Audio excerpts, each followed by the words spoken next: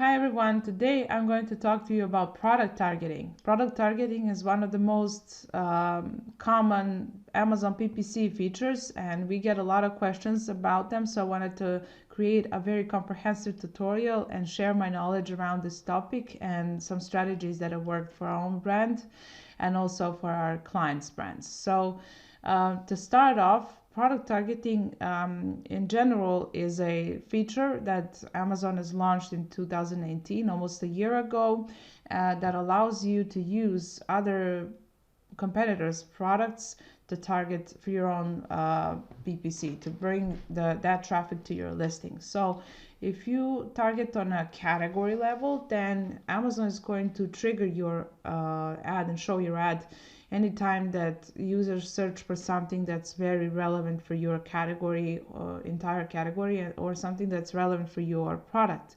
However, if you target a specific ASIN that's a competitor's ASIN, then your products will be triggered to show up anytime when someone searches for these competitors' listings and visits their product detail page, their product listing page.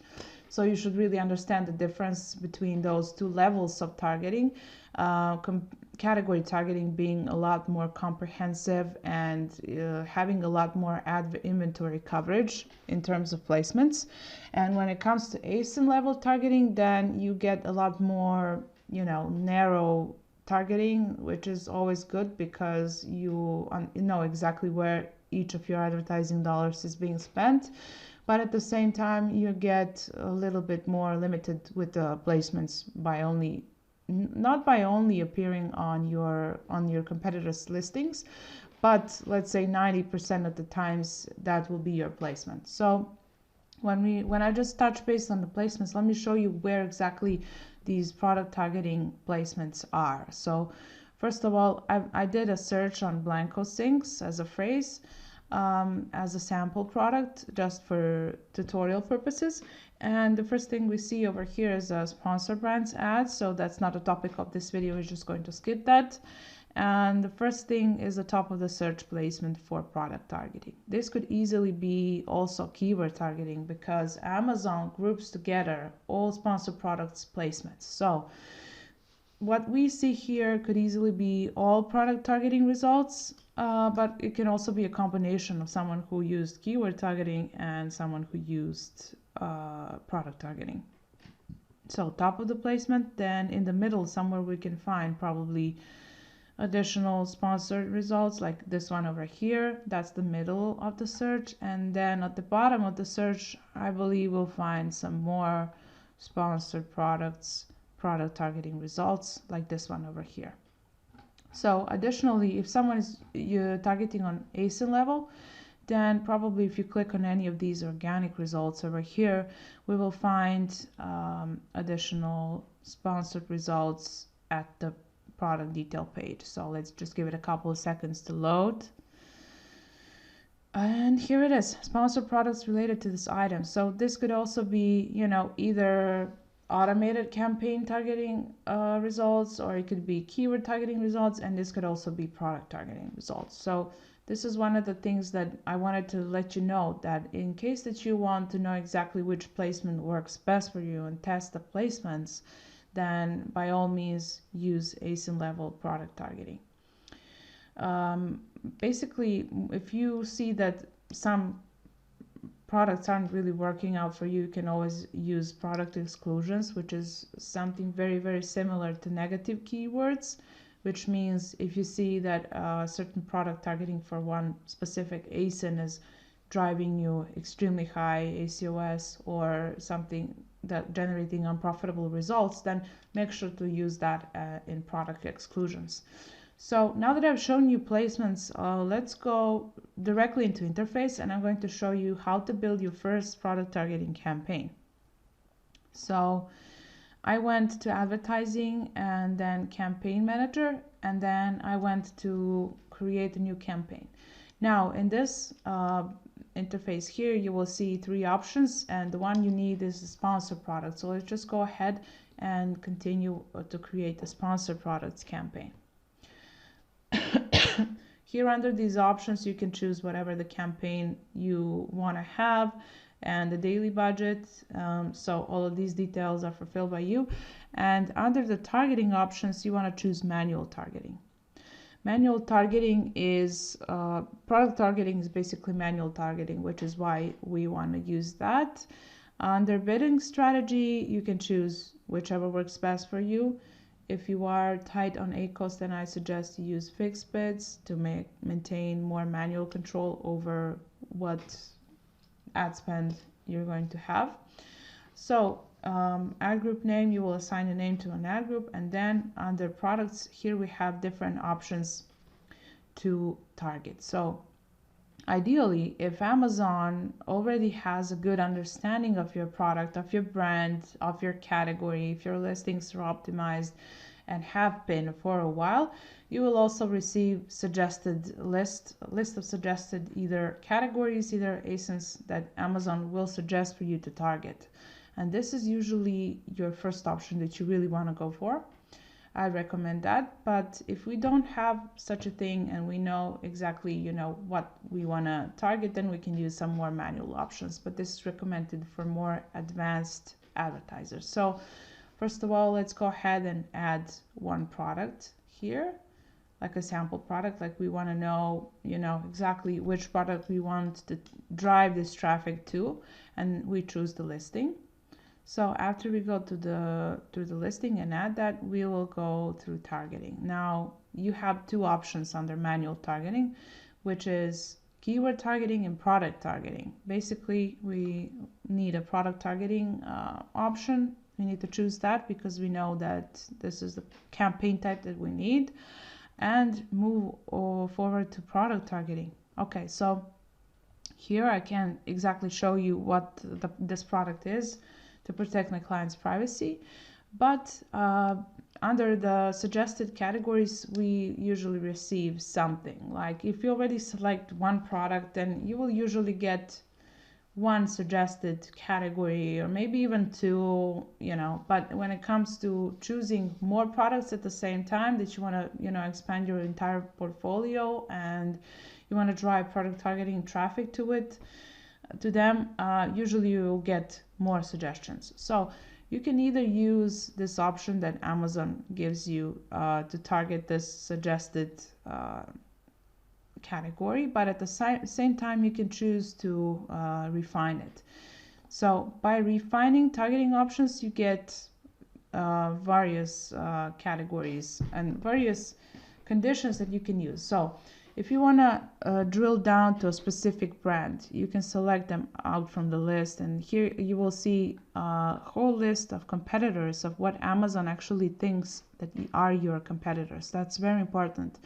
If you are in between the ones that are, most familiar and that are really truly close to what you actually sell, then it's really good. This means that your product is in a very well-defined category and Amazon has a strong understanding about what your product is. So it's a very good sign.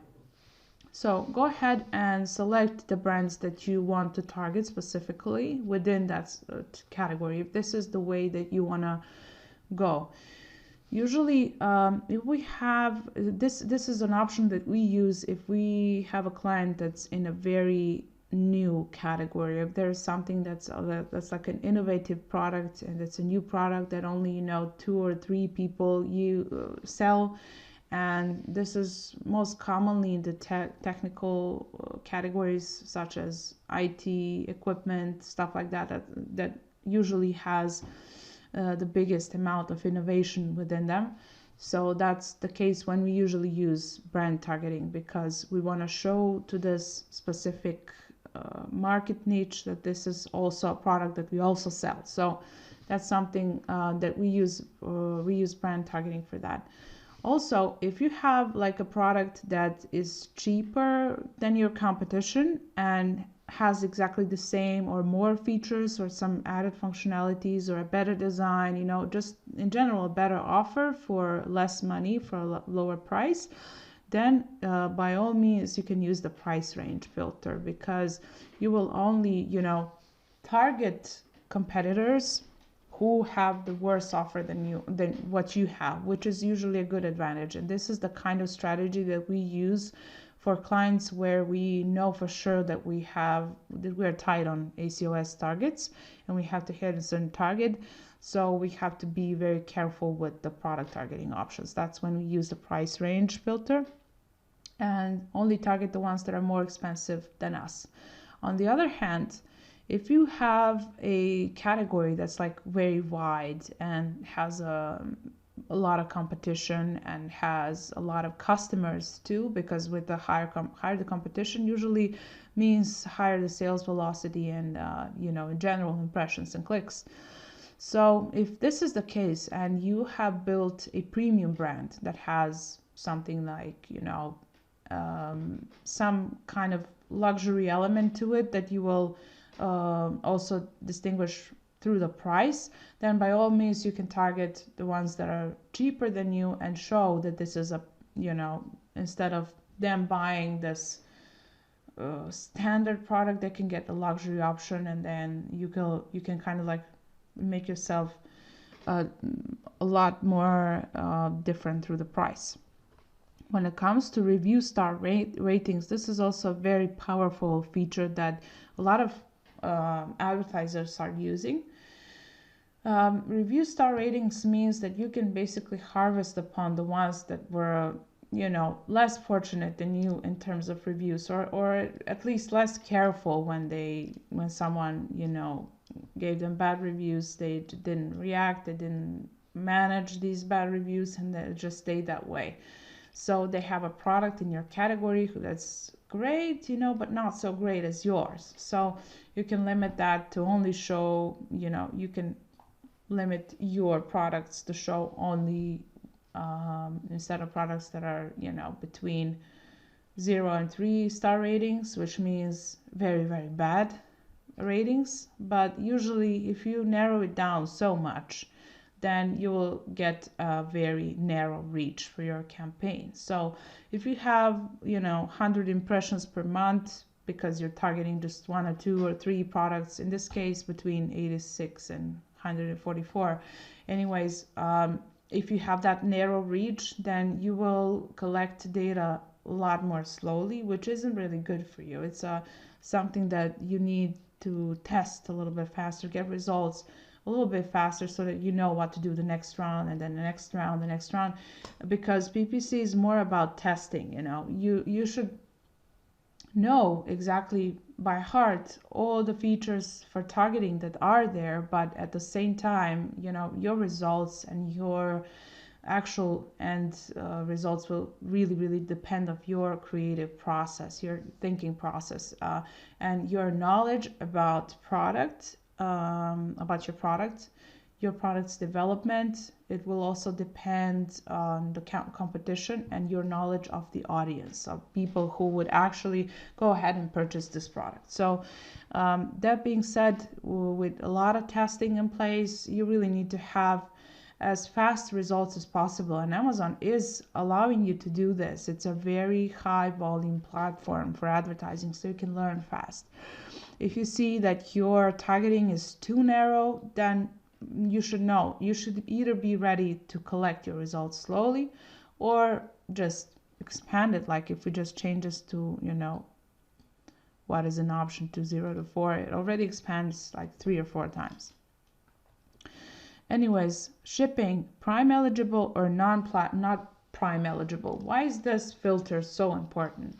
Well, basically, when it comes to shipping, a lot of customers are very sensitive. At least in our experience, we received a lot of reviews when someone mentioned it arrived fast, which is something that's obviously super important to them. If you want to target just the customers who will receive your product fast, then, and this is like an important thing for your product, if it's a time-sensitive thing, if you're selling a gift on 23rd of December, then you should definitely only filter out the ones who can receive it the next day, obviously, or someone who has any other perks available. So this is the filter that we don't really use that often, only in cases when we have some campaigns that are ongoing for a couple of days or just for specific dates that are very, very relevant. Now we have upcoming Black Friday, Cyber Monday, so we'll probably use this shipping filter on some of our accounts. So that would be the category targeting and how can you refine them.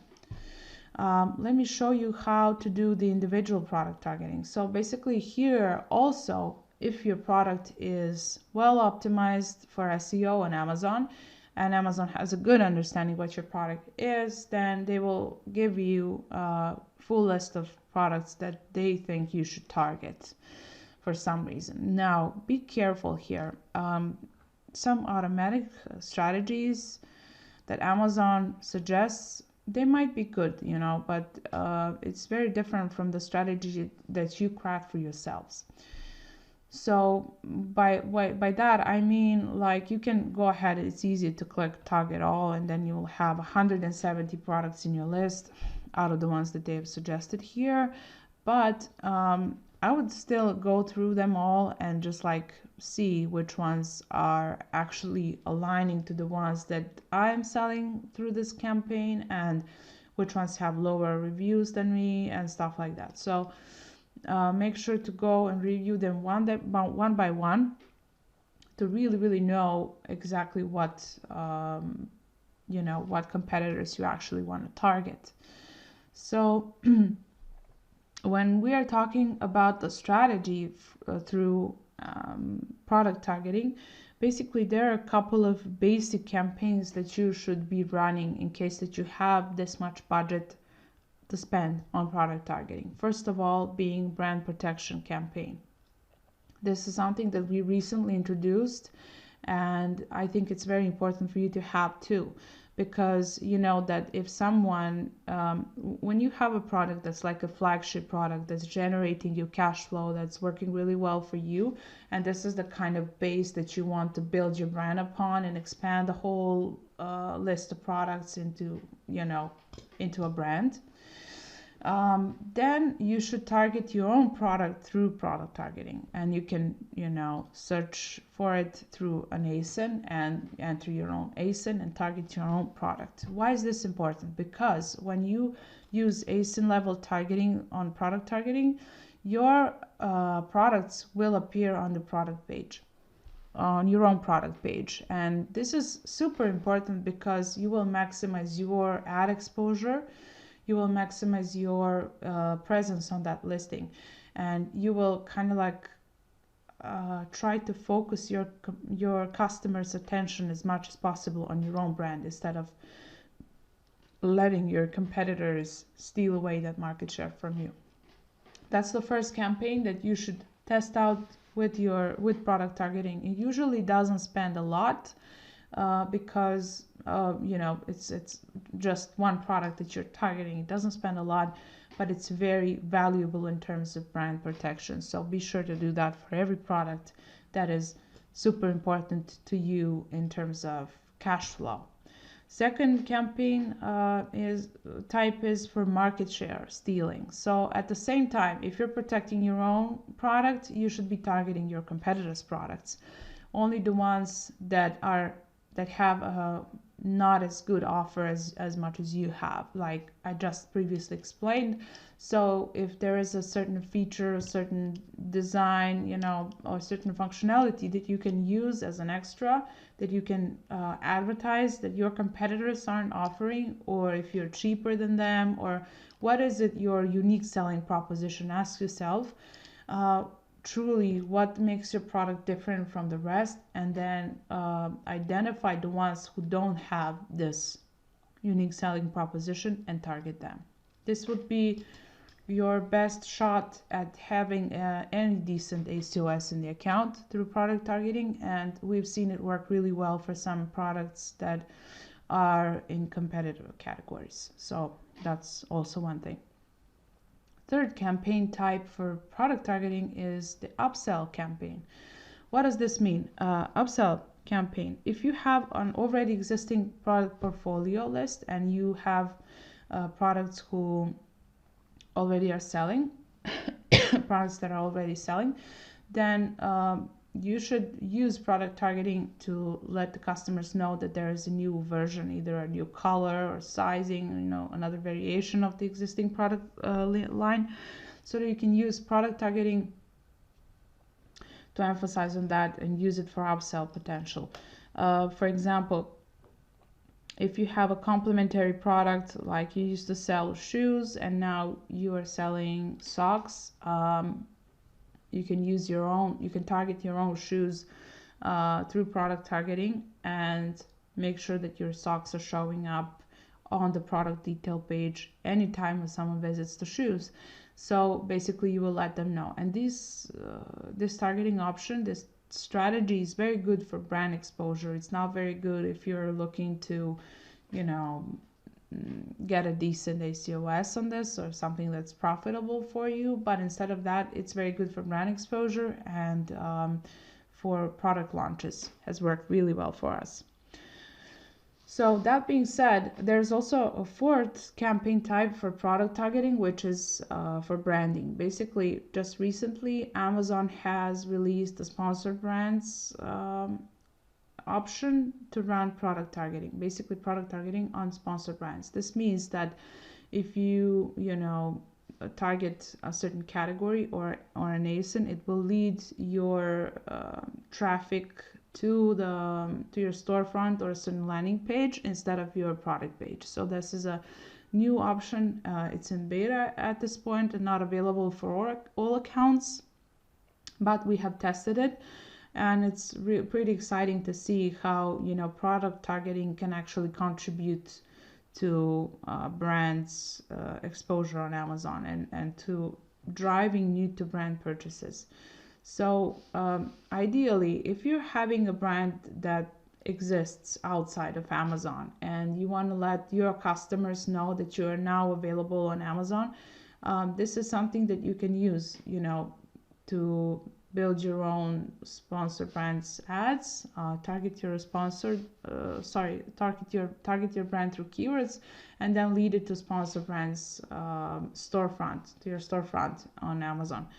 That would be one way of doing it. Also, another way, if you're going another way around, if you're starting on Amazon FBA and then planning to expand on your e-commerce website, then you can use competitors' listings to target them through product targeting and drive the traffic to your sponsored brand, to your brand on Amazon. But either way, if you don't have a website, then you're not going to be able to run any brand registry for yourself. So first of all, you need to build your e-commerce website or something that they can use to tie it to your brand, and then have you use all of the branding potential that they have. So that being said, certain brands who are already established on and off Amazon have a certain advantage when it comes to using this option of product targeting through sponsored brands ads, especially because you receive that extra placement on the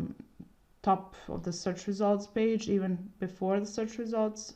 So this is something that if you haven't done already, then make sure to first sign up for the brand registry as soon as possible, because this is something that we've seen some sellers wait up to 3 months to do in the USA. So that being said, I hope that this video was valuable for you. If you have any questions for me, then make sure to comment below. I read every comment that I receive, and I'm happy to answer any of your questions. Subscribe to our channel for more fresh content. We upload fresh content every Tuesday, so you can expect all the newest news and strategies and tips and tricks, everything related to Amazon FBA. We love it, which is the reason why we decided to open up this channel and create our own community around this topic. Thank you for watching, and have a lovely day. Bye-bye.